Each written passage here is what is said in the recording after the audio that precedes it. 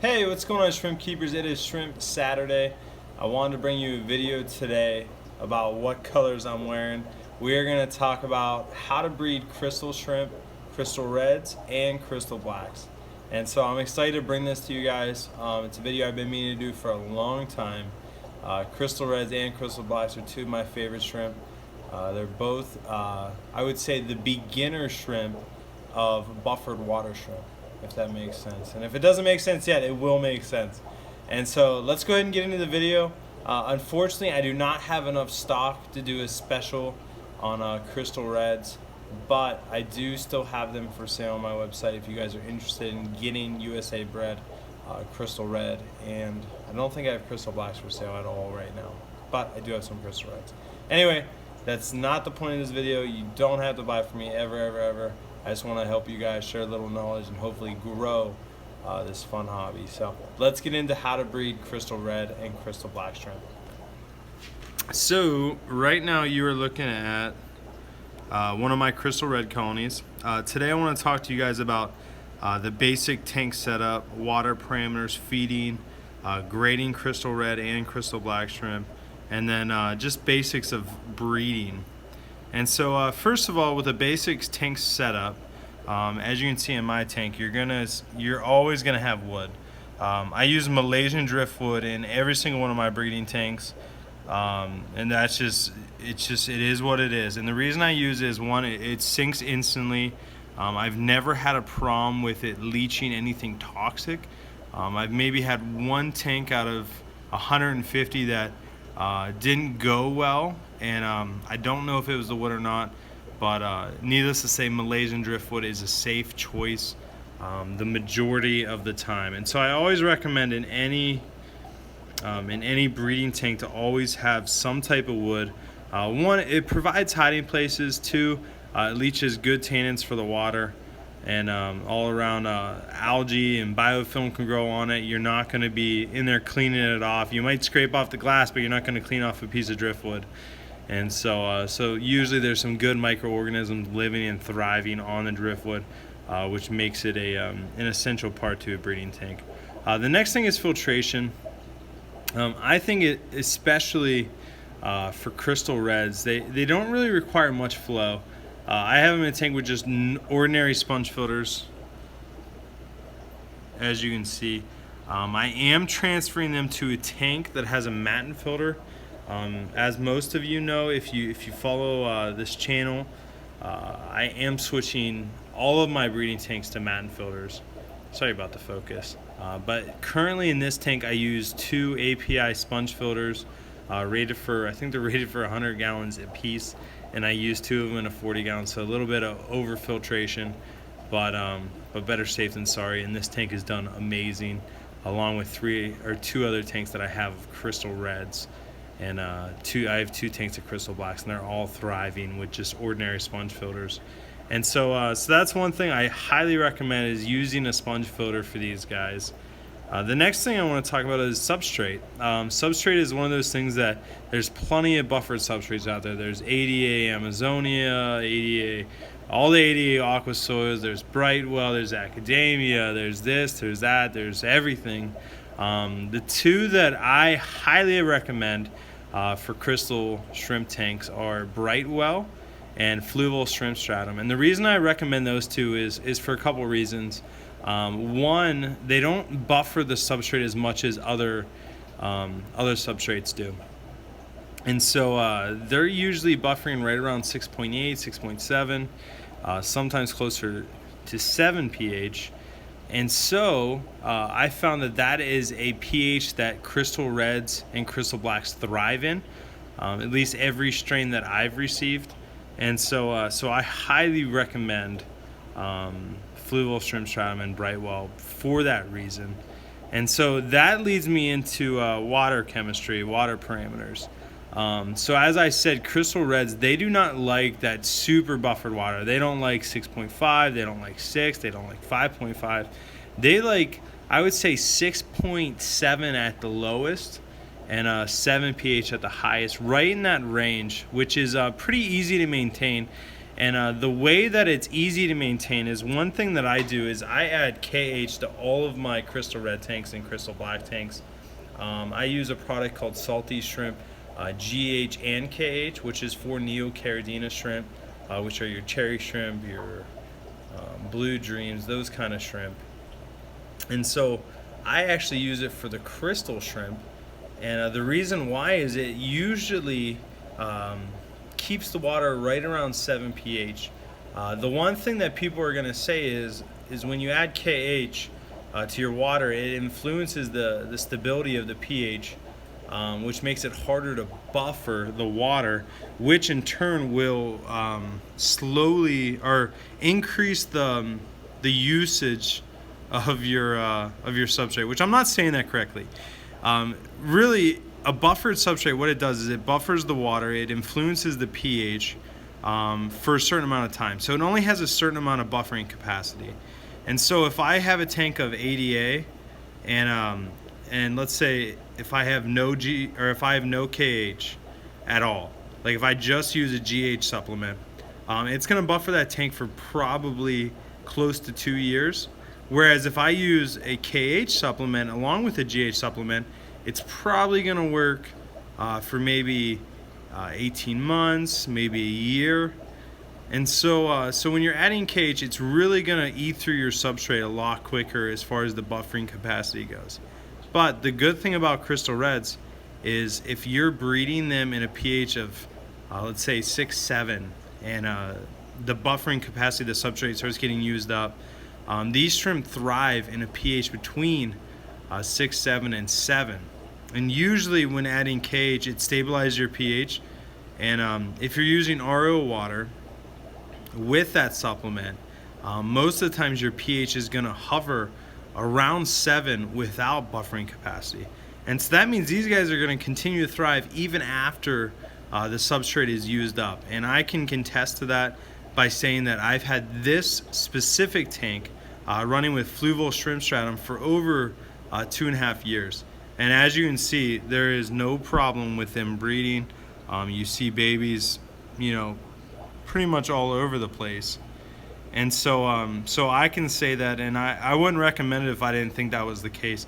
Now, if you're using water that is, let's say comes out of the spigot at 7.6 and it already has a KH of 4 or 5, then your buffering substrate is going to get eaten up super fast, and then it's going to quickly rise to that 7.6 again. And so so I definitely highly recommend RODI water, or just purified water from any kind of market, any kind of really grocery store you can get it from. I definitely highly recommend using RO water for these shrimp, just for the fact that you don't want to go above 7 pH, so you want to make sure you're controlling the water. As far as TDS goes, I keep the TDS right around 160 to 170, which most people would say is high for crystal red shrimp. But again, you look around, you see babies everywhere. It's working. Again, I'm not going to recommend something to you guys if I don't believe it, if I haven't proven success from it. And so so before I go any farther, let me go ahead and show you another tank, just so you guys know that I don't just have one tank of these going. I have multiple tanks, and I'm being successful with multiple tanks. All right, so now you're looking at my low-grade crystal red tank. It's one that I've been trying to breed more of a red color, as far as full pattern. As you can see, there's still tons of babies in here. Different driftwood, still keeping most of the basic things. One thing I didn't touch on is Indian almond leaves. As far as a tank setup goes, I preach this for every shrimp tank I keep. Just like I say driftwood, I say Indian almond leaves, because again, it's providing a natural food source for the shrimp, which we'll get to. Java moss. This tank doesn't have much of it, neither did the other one. So it's not a must, but Java moss is always a benefit. Any type of moss is always a benefit. And that's just backtracking a little bit as far as the basic tank setup goes. But let's keep on water parameters. So one thing I didn't touch on is temperature. I keep these guys at a temperature of 70 to 74. I would say the majority of the time they're at 72 to 73, but 70 to 74 is a great temperature for these guys. They thrive in that temperature, so you definitely don't have to heat their tank. Really, you can let them get down to 68 and they're going to be completely fine. So this is a great basement pet, a great basement tank with no heater. And I could talk about heaters for days, but I'm not going to. But anyway, so these guys, I love them. Like, look at this guy. Like, just very little white, a lot of red, just looking awesome. But let's get into feeding. So right now they're eating. I feed these guys a lot of things. The one main food source that I always give them, sorry, my finger got in the way, is Indian almond leaves. Indian almond leaves break down microorganisms in the water column, break them down. It usually takes about a month to really break the leaf down, and the shrimp aren't going to start to eat it for about a week after you put it in. And so don't stress out, don't panic that they're not eating it. Everything's fine. Give it a week, give it 2 weeks, and then they're going to start really devouring it. And so leaves are a huge part of keeping a shrimp tank fed. The other thing is Bacter AE. I feed that to almost all of my tanks, just because it's such a great food. It's like this. It's like basically biofilm ground down into a fine white powder. You just sprinkle it onto the top of the tank. It floats all around the tank. It really will turn your water cloudy. And the great thing about it is it spreads all through all the nooks and crannies over every surface. And so all the baby shrimp are not having to fight for food. And so they're all getting food, which is going to in turn increase the baby survival rate, which I've done a video on that in the past. And again, in no way am I trying to sell you on any of these foods, because there's plenty of foods that work. These are just the ones that I use. Never feel pressure to buy anything that I say. I just literally tell you what I do. And so take it with a kind heart. And so the other thing I use, which I don't sell, is MK breed foods. The reason I don't sell them is because I've only been using them for about 6 months. I've had great results with them, but it's still one of those things that I'm kind of still up in the air. I want to make sure it really works, but currently I'm feeding these guys MK breed foods, and they're doing really well on them. I have fed them plenty of other foods in the past where they've thrived, and so I don't think they're really picky as far as specialty shrimp foods go. And so what I always recommend to anyone, if you're gonna pick a food, just pick a food and stick with it. Whether it's shrimp dinner, whether it's Bacter AE, whether it's MK breed foods, whatever it is, pick 3 foods and just feed those foods, and just stick with it. Your shrimp will get used to it. They'll do well. I mean, if they start dying off, then you know something's wrong and switch foods, but that's a whole nother conversation. So that's just a little bit about feeding. One thing I do want to talk about is grading, because you see all the time like SS grade, you see S grade, you see B, you see C, and so there's basically just a standard pattern grading scale, and then there's also a grading scale based on color. And so let's talk about the pattern scale first. So let me find some good examples. So if you see the ones like this one right here in the middle of the screen, it's mostly all red. The all red one with tiny stripes that I said looked beautiful at the beginning, that is a C grade crystal red. So that is the lowest grade crystal red as far as pattern.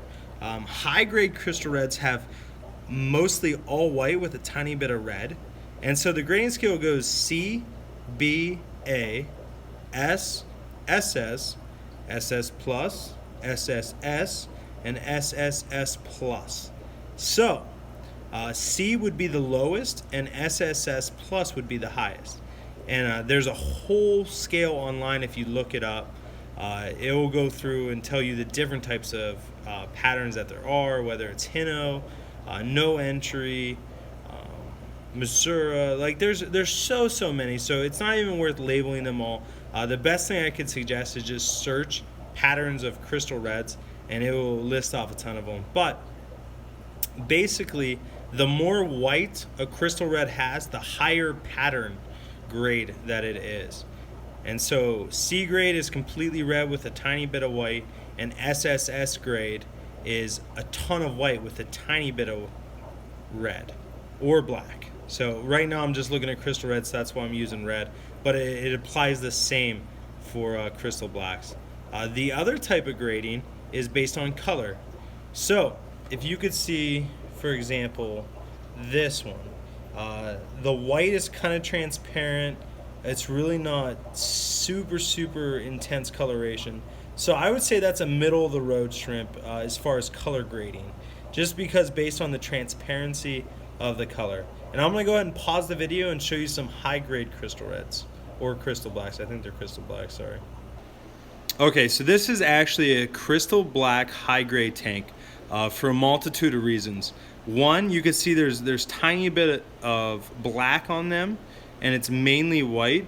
And for the other reason is the white and the color intensity of the shrimp is really good. As you can see on this shrimp, the bigger one, there's very few parts of its body that are transparent, whereas this one, the smaller one, has a little bit of transparency in it. This one's not too bad.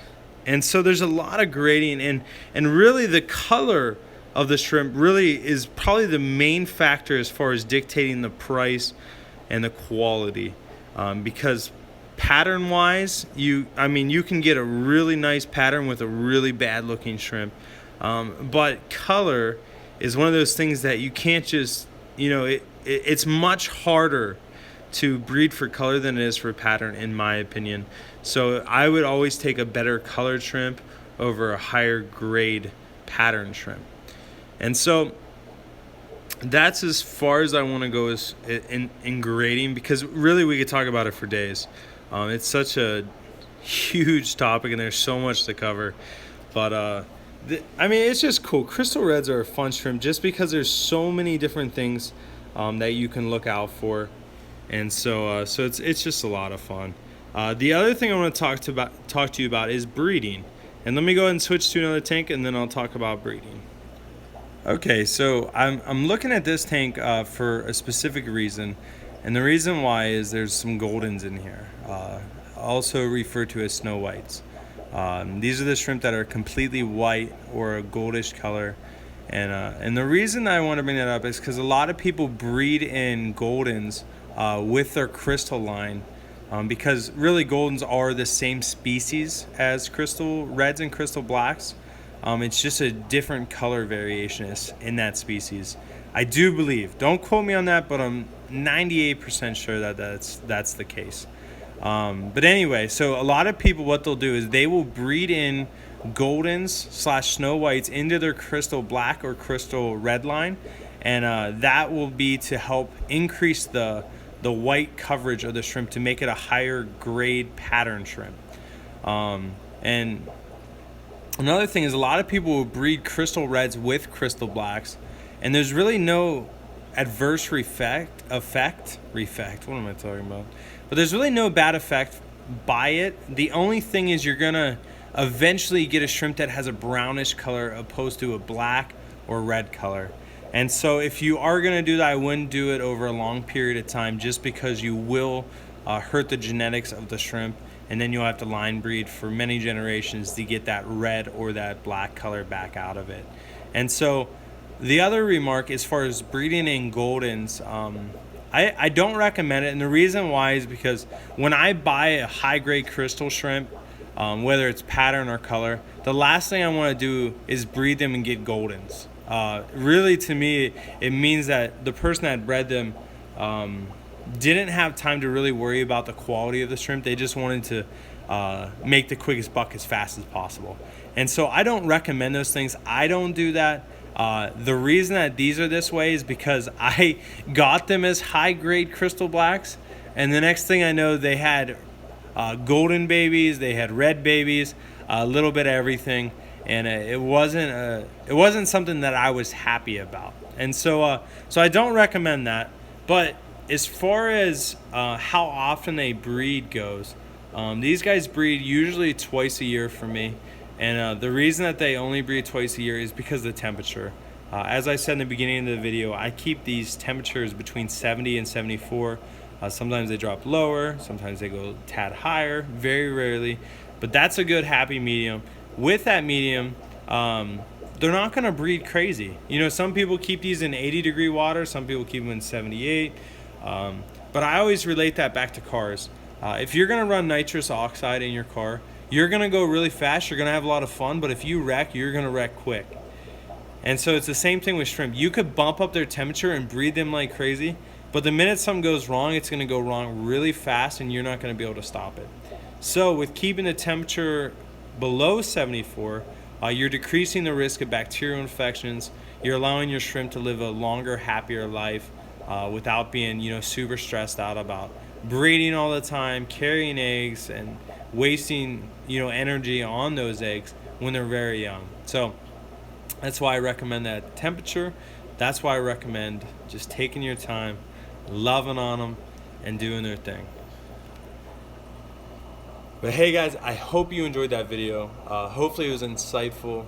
If I missed anything, please comment down below, because when you're in this hobby for a really long time, you start to learn things and you don't really realize you learn them until people ask you the question. Because like things that I've learned, I just think that, hey, everybody must know that, but that's not always the case. So please ask questions. Hopefully I'll have answers, and if I don't have answers, hopefully there's someone in this channel that does have the answer. And this is a community. This is what it's all about: sharing knowledge, growing the community, and spreading the love for shrimp. So you guys make it an awesome week. Thanks again for everything that you're doing for me, for this channel. It's just great to see the growth that we've had, and it's just awesome. So you guys make it a great week, and I'll talk with you soon. Later.